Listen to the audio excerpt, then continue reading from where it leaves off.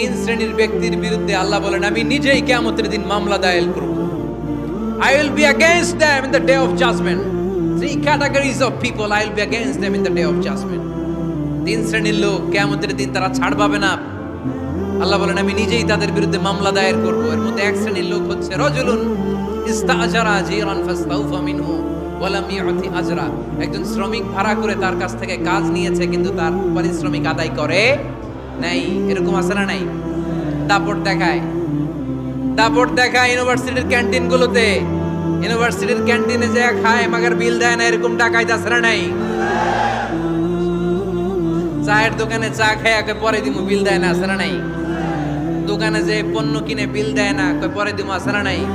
কিয়ামতের দিন আল্লাহ তোর এই মাস্তানি ছুটাবে, চিল্লা এখন ঠিক কিনা? আনা খাসমুহুম, আমি নিজেই তাদের বিরুদ্ধে মামলা দায়ের করব। কথাটা কার?